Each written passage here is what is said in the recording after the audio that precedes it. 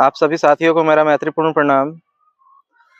आज यात्रा का मेरा छठा दिन है और मैं आज तुर्कोलिया में रुका हूँ। आज का कार्यक्रम तुर्कोलिया में ही होगा, क्योंकि कल सुगोली से तुर्कोलिया आने में देर रात हो गई थी। रास्ते में ढेर सारे साथी मिले जिनके साथ बातचीत में ही समय बीत गया और आज मैं तुर्कोलिया में ही रुका हूँ। और आज का मैं कुछ अनुभव जो 2 दिन पहले मुझे हुआ वो मैं आपसे शेयर करना चाहूँगा कि 2 दिन पहले जब मैं सफ़र में था तो रास्ते में एक व्यक्ति मुझे मिले और वो मुझसे संन्यास लेने के लिए मुझे बड़ा प्रेशर कर रहे थे कि मुझे भी संन्यास चाहिए, मुझे भी भिक्षु बनना है, आपके साथ रहना है।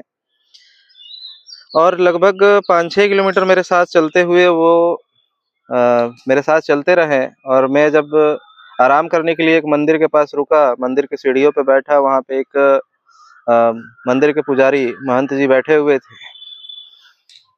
थोड़ी देर हम बैठे रहे, आराम कर रहे थे, तब तक जो मंदिर के पुजारी थे वो उसमें से भांग बेच रहे थे। आम पब्लिक आ रही थी, आम जनता, और वो 10-20 रुपये में भांग को पीस करके पहले से रखे हुए थे, तो वो भांग बेच रहे थे।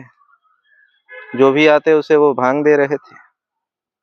तो जो मेरे साथ साथ पीछे चल रहा जो व्यक्ति था वो बैठ करके देखा और उसने मंदिर के पुजारी को डांटा और उनकी निंदा की कि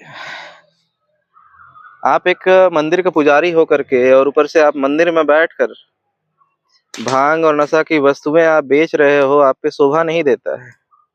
आप जैसे लोग समाज का नेतृत्व करते हैं, समाज को दिशा देते हैं, समाज के लिए एक आदर्श होते हैं, लेकिन आप तो मंदिर में बैठ करके नशे की चीजें बेच रहे हैं। आप सभी को तो ये बातें सुन करके ऐसा लगता होगा कि कितना अच्छा व्यक्ति है जो महंत जी को उनके नशा बोलने पे, नशा के वस्तुएं बेचने पे उन्हें उन्हें बता रहा है कि आप गलत कर रहे हो। मुझे भी ऐसा ही लगा। थोड़ी देर जब बैठे रहे तो वो व्यक्ति फिर सीढ़ियों से उठा, जो व्यक्ति मंदिर के पुजारी को जिसने बोला था कि नशे की चीजें बेचना गलत है, वो उठा और उठ करके मेरे से कुछ दूर गया और जा करके फिर वो खैनी बना के खाने लगा।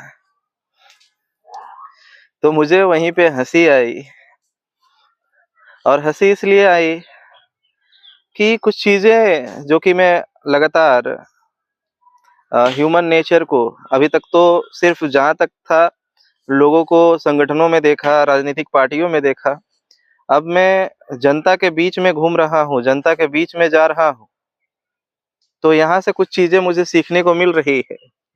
यहाँ से भी कुछ अनुभव मुझे मिल रहे हैं कि जरूरी नहीं है कि जो लोग अच्छी अच्छी बातें करते हो वे लोग अच्छे ही हो, जरूरी नहीं है।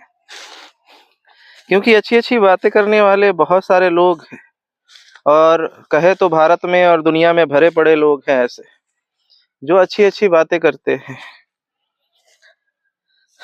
इसका कारण है कि लोग अपने दोषों को नहीं देखते, दूसरों को दोषों पे ज्यादा नजर रखते हैं। और इसी पे एक मुस्लिम शायर गालिब जी का कहना था कि धूल चेहरे पे लगी रही और हम आईने साफ करते रहे। लोगों को दूसरों की कमियां तो दिख जाती है, लेकिन स्वयं की कमियां वो देखने की क्षमता उनके अंदर में विकसित नहीं होती। और ऐसा नहीं है कि वो व्यक्ति जो महंत को, जो मंदिर का पुजारी है, उसे जो बोल रहा था वो गलत बोल रहा था। बोल तो सही रहा था, लेकिन उसकी कथनी में और उसकी करनी में जमीन आसमान का अंतर। क्योंकि दूसरों को बोल देना कि नशा की चीजें नहीं करनी चाहिए और स्वयं जाकर नशा करने लग गया तुरंत, तो वहाँ से भी कुछ चीज़ें सीखने को मिली कि ऐसे भी लोग हैं समाज में, जो दूसरों को शिक्षा देते हैं, दूसरों को ज्ञान देते हैं, लेकिन करते फिर स्वयं उसी कर्म को है। इसीलिए मेरा आज का मेन मोटिव इस विषय पे बोलने का कि दूसरों को कुछ भी बोलने से पहले, दूसरे की निंदा करने से पहले, दूसरों की कमियाँ खोजने से पहले अपनी तरफ ज़रूर देख ले, स्वयं की तरफ ज़रूर झाँक ले एक दफ़ा, और जहाँ तक हो सके अपनी कमियों को दूर करने पे काम करे। दुनिया अपनी-अपनी कमियों को, अगर अपनी ये कमियों को दूर करने पे सब अगर फ़ोकस कर दे ना, तो ये समाज बदल जाएगा। लेकिन यहाँ पे इस दुनिया में प्रत्येक व्यक्ति दूसरे को सुधारने के लिए पड़ा हुआ है, और यही कारण है कि कोई सुधर नहीं रहा है। क्योंकि जब हम दूसरे की निंदा करते हैं, दूसरों की कमियाँ दिखाते हैं, दूसरों की बुराइयाँ बोलते हैं, तो क्या होता है कि एक अहंकार बीच में खड़ा हो जाता है कि चला बड़ा हमें सिखाने के लिए, पहले खुद तो सुधर जा। तो आप चाह के भी वैसे व्यक्ति को नहीं सुधार सकते हैं। और क्यों? क्योंकि आप खुद सुधरे हुए नहीं हैं।